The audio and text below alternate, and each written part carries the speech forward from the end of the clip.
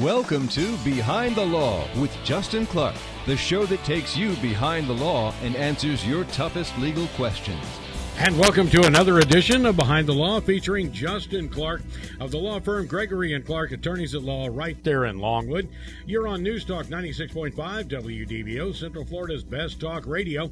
And we are taking your calls right now at 407-297-9696 or 855-297-9696. And we welcome Justin Clark, and we welcome a television audience, my friend. How you doing, brother? Doing great. Good to see End you. of the year, looking good. I'm happy you're here with me. Happy New Year to everyone. I hope everyone had a great holiday. Glad to be here with you. What are we going to talk about today? Well, I tell you what, we're entering into 2013. 2012 was the year of the foreclosure, the year of mortgage reductions, the year of the Mortgage Debt Relief Act, and much, much more. And so many families were helped by this very radio station because they found out that with some legal help, they could get through this and get through it with professional help. And that's what it's all about. 407-297-9696, 855-297-9696. Let's go back to that Mortgage Debt Relief Act. Where are we today? I'll tell you exactly where we are. The same spot we've been in for weeks, months. Everyone wants it to be extended. The Mortgage Debt Relief Act basically says that if you do a short sale on your house, that forgiven debt, you don't pay taxes on it because you get a 1099 for this. But right now we have it set up to where 2 days from now, if you do a short sale, you are going to get a 1099 that you could have to pay taxes like it's regular income. Now let me tell you who wants it to be extended. The Republicans, the Democrats, the banks, and the homeowners. We all agree, extend it. But we can't get these guys together to extend it. It makes no sense whatsoever. Didn't you also find that 49 out of the 50 attorneys general sent letters to the Congress? Get this done no matter what you do with the rest of the cliff. 49 of the 50 attorneys general nationwide sent a letter to all of the leaders of Congress and said, Congress, don't be stupid on this one, please. The very people who were struggling the most, the people who have had to go through a short sale or had to get a modification on their house, are about to get screwed if this isn't extended. So what is your forecast going into January of 2013? If it is not extended, the people know they will be facing a very large bill from the Internal Revenue Service. And the Internal Revenue Service is not exactly known as the easy debt collector at the end of the block who wants to take you out for breakfast.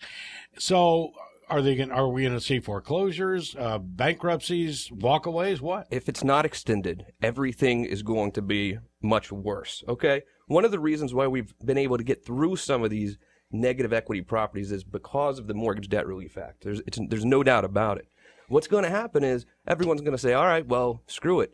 I'm going to file bankruptcy, and I'm going to try to stay in that house as long as I can for free. Maybe I'll stay 2-3 years. And it's going to drive the values down in the neighborhoods again.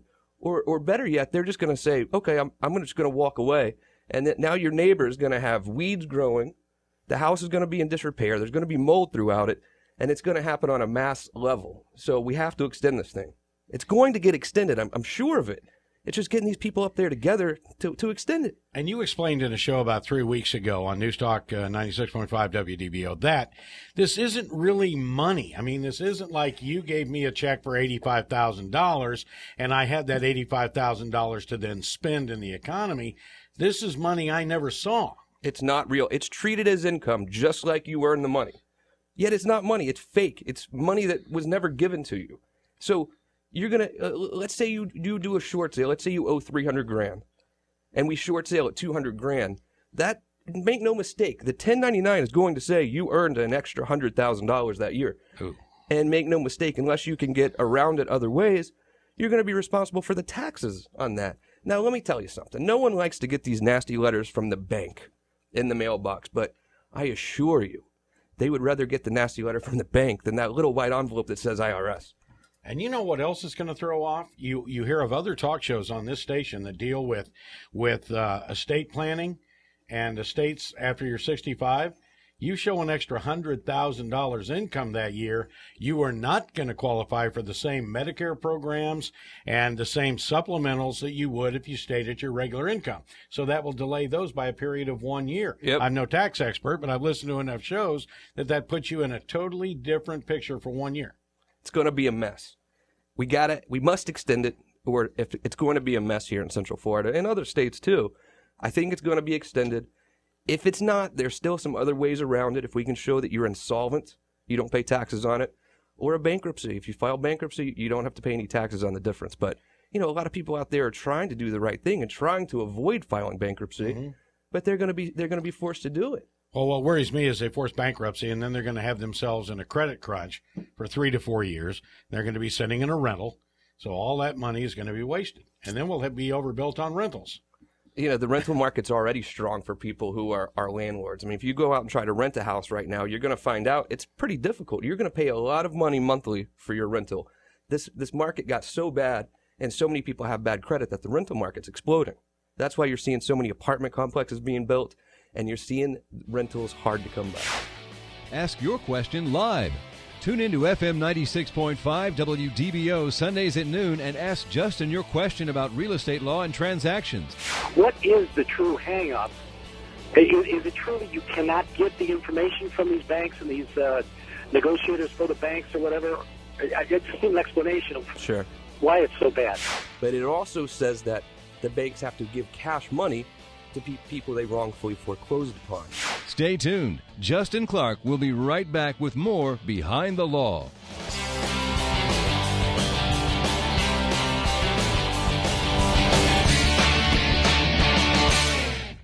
Welcome back to Behind the Law, the show that takes you behind the law and answers your toughest legal questions. All right, very good. 407-297-9696 or 855-297-9696. And then, of course, we have an awful situation right now in Orlando where the actual inventory has gone down in the last year because we've got an awful lot of hedge funds coming into the area. We've got some big businesses coming into the area, and they're buying everything they can under many different names. There's one in particular who's coming in, and we won't mention any names, but every single realtor that comes into my office says, "Hey, I'm the official broker for this unnamed hedge fund." And I'm like, dude, every single person who's come into my office that's a realtor has said the same exact thing. So they must have a lot of realtors in charge because everyone says the same thing. But apparently they're sending in not millions, but billions of dollars into the Central Florida real estate market to purchase these properties. And what they want to do is artificially inflate the market and sell them in 2 years. And then we're going to just be in the same exact position with this bubble. So this big hedge fund's kind of scaring me a little bit. And remember how we got into the bubble. Everybody was bidding up properties, in 04 and 05, and you couldn't find a house. And then all of a sudden, the values fell. I think what I'm seeing is I've been the biggest short sale advocate probably of anyone. A client comes in, I'm like, you're underwater. I think we should probably consider a short sale. I'm starting to see these loan modifications make a comeback. And I think a lot of people are saying, well, if I'm going to have to go pay $2,500 rent for a house, even if I'm underwater, I might as well essentially rent my house from myself, because you're not gaining any equity. But it's coming to a point where they can't go out and rent. So we're trying to make their payments low, sometimes get a principal reduction, which is good, which we never saw in the past, but they're doing it now, and keeping people in their house. It feels pretty good. Most people don't want to move. Most people would rather stay, but these banks have been so incompetent in helping them out that people are like, screw it, I'm not doing it. Well, and we went into this whole situation that we talked about in 2012. The banks really weren't geared up to be foreclosures or short sales. They didn't have maybe one or two people in the foreclosure department. You never talked to them, never saw them. Right. Then all of a sudden, this thing got out of control. Everybody's becoming a foreclosure person, but they're not talking to the loan mod person down the hall. And so the loan mod person would call and say, well, Laurel Lee, producer of the show, you don't have to make your payments for the next 7 months. Then we'll negotiate with you. Or you can make a $500 payment. Meanwhile, the guy across the hall is foreclosing the whole time anyway. Oh, yeah. There's no communication whatsoever between these banks and their law firms. And I go to court all the time but in a summary judgment hearing and say, Judge, literally, I just spoke with the bank, and the bank said they don't want to foreclose. And the lawyer for the bank will say, I haven't heard from my client. I don't know. And they'll continue the foreclosure process when clearly the bank told me they don't want to foreclose. They want to work with my client. So Mortgage Debt Relief Act, hopefully within the next few days, will get remedied. Or sometime in January, Congress could say, we're going to make this retroactive. But it's really hard to pour water in a glass after you've emptied it. I just feel so bad for the politicians who had to work the week between Christmas and New Year, considering we have a whole national economy on the line, and they made us feel guilty about going to work. Some of them did. I mean, how many times did you hear, well, it looks like we're going to have to maybe even work between Christmas and New Year? Dude, me too. I mean, that's what you do, right? I mean, unless you have some vacation time or something, you work because it's work days. Well, we paid them to fix this, and they didn't fix it.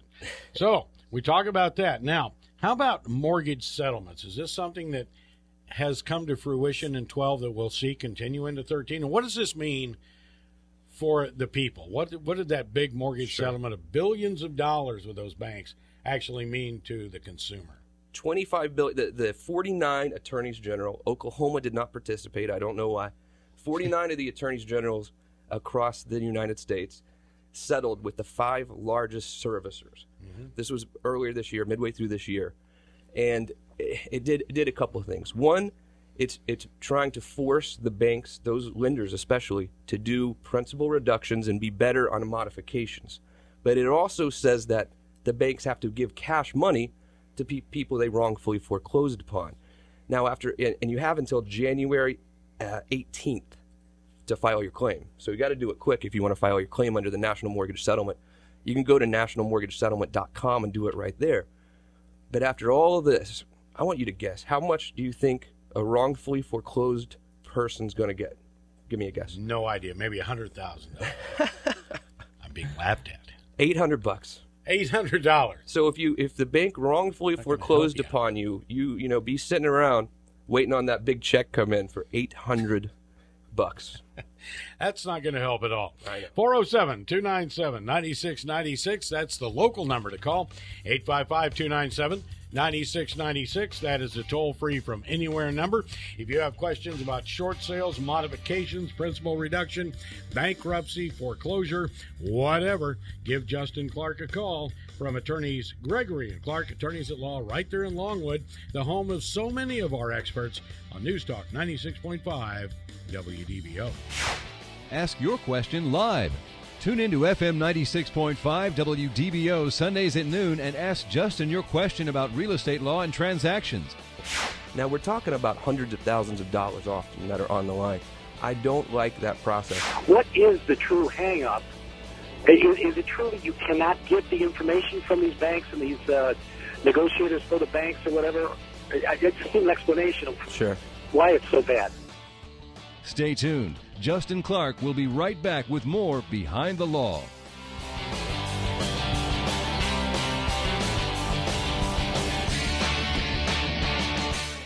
Welcome back to Behind the Law, the show that takes you behind the law and answers your toughest legal questions. All right, let's go to Dan right here in Orlando. You've got a question for Justin Clark. Gregory and Clark, attorneys at law. Dan, go ahead. Yeah, my question is, I'm a realtor, and I'm handling short sales. There's two things. There's short sale facilitators, and there's also attorneys' offices that charge fees to be the liaison between the realtors, the buyers and sellers, and the banks for short sales. Right. My experience has been that the attorneys' offices and the short sale facilitators almost sound offended when you call them on a regular basis because you're trying to get status on what's going on, and they can't get status. They say they won't call us back. We're trying to work with the bank. I'm talking about 10 months now on one deal. I'm talking about 6 months on another. What is the true hang-up? Is it true that you cannot get the information from these banks and these negotiators for the banks or whatever? I just need an explanation of why it's so bad. It's a real problem, Dan. And hang on the line, too. You might want to follow up. And I understand when people start to do a short sale, normally they will either come into my office or even go ahead and hire a realtor like Dan. And then the next question is, okay, do I just let the realtor do the negotiating on the short sale for me? Or what often happens is the realtor will then send it over to a title company, and the title company will have someone in-house who does the negotiating for these people. Now, we're talking about hundreds of thousands of dollars often that are on the line. I don't like that process. I want these people to come in and let me handle all of the short sale negotiating. And let me tell you why. For one, they're in all likelihood going to get put in foreclosure at some point anyway, and you have to have a lawyer defend it. So with me, we do charge a fee. We charge a flat fee no matter how long it takes to handle everything. So when someone gets put in foreclosure, we're going to be there to defend the foreclosure to give us time to get the short sale done. But I also think that my only objective is to get the deficiency waived for my client. I have no other interest whatsoever other than getting that deficiency waived for my client, and that's it. Now, these short sale negotiators, oftentimes at title companies, they're not lawyers, and I don't like it at all. I think whether it's me or another lawyer who knows what they're doing, get a lawyer to do it. Mm-hmm. I think too that there's a question on whose job it is to negotiate these things. Is it the realtor's job to negotiate it? Is it the title company, or is it actually the attorney? It's my job. We don't let anyone else handle the negotiating. It's just us. But also to Dan's question, Dan's saying, well, we email you, and why can't you give us an update? And oftentimes it sucks from our perspective too, because we will call the bank every single day. We will call supervisors. We will have the file escalated, and oftentimes we simply don't have an update. But I know the realtors that we work with, they all know my email, they all know my phone number, and if they're ever not getting an update from my office, we're going to see that they do. But oftentimes the update is there is no update. It's just in review with the bank. And I tell every client that comes in, prepare for a 9-month process, because it is a long process, and there are so many variables and different things that can happen along the way. Let's go to Charles in Brevard County. Charles, how can we help you? Yes, my house is in foreclosure, and I received a letter. I have a lawyer, but I received a letter that I've been called for mediation this January. But my lawyer tells me that I don't need to be there the day of the mediation. It sounds right to me. I don't know if it is to you as a lawyer. Probably you might you might give me an advice. Is it true? I don't need to be there. I'm not going to step on your lawyer's toes, but I'll let you know what I think is probably going on. And when a bank goes through the foreclosure process, oftentimes they're required to do a mediation with the homeowner. Sometimes that mediation is somewhat pointless, but I will tell you that there's no mediation that's going to go forward unless you're there present at the mediation. So I don't know if maybe your lawyers canceled it because it was a waste of time or what, but if there's going to be a mediation going on, yes, you need to be there live, or the mediation is just going to be canceled. Ask your question live. Tune into FM 96.5 WDBO Sundays at noon and ask Justin your question about real estate law and transactions. I better do something, because they're going to kick me out of my house. Yeah, the worst thing to do is put your head in the sand, obviously. There are so many options out there to help you through this process, Rob. Stay tuned. Justin Clark will be right back with more Behind the Law.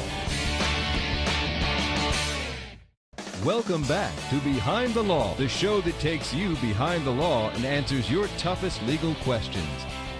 And again, we're talking foreclosures. We're talking principal reductions, bankruptcy, short sales, modifications, and the Mortgage Debt Relief Act. If you got questions on any of that, or are just going through the process of a loan modification, why not give us a call, 407-297-9696 or 855-297-9696. All right, here's the situation. Describe for us the people that came into your office this year. Right.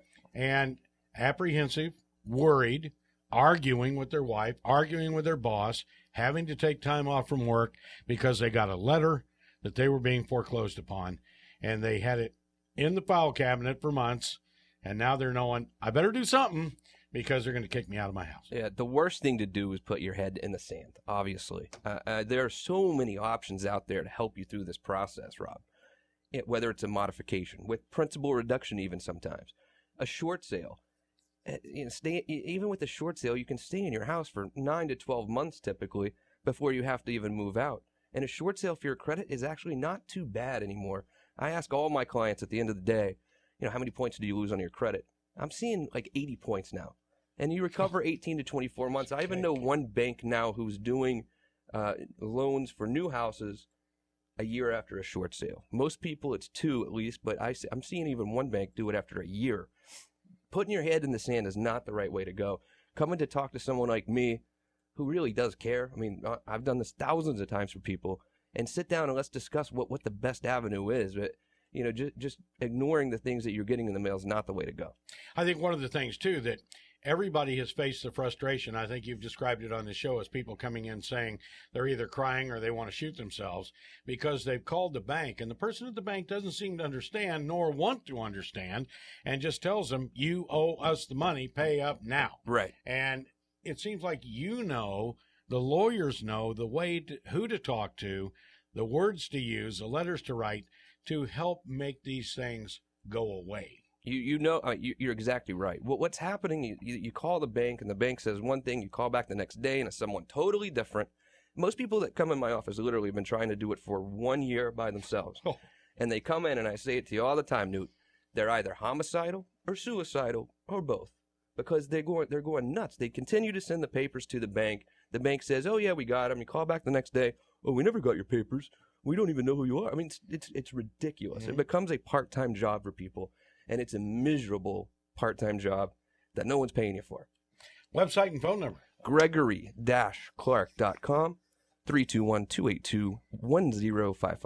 Now, do you also need an attorney if you are on the buying side? Because we've heard the frustration of people calling the show and they say, I've been trying to buy a foreclosure. And I guess the worst situation we found, Justin, is the couple that says, but we're selling our house or our lease is up in March and we want to be closed by April 1st.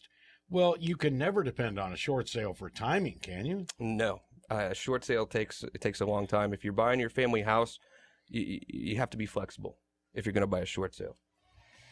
But do you need an attorney to help you through that? Absolutely, positively, yes. Thank you for watching Behind the Law with Justin Clark.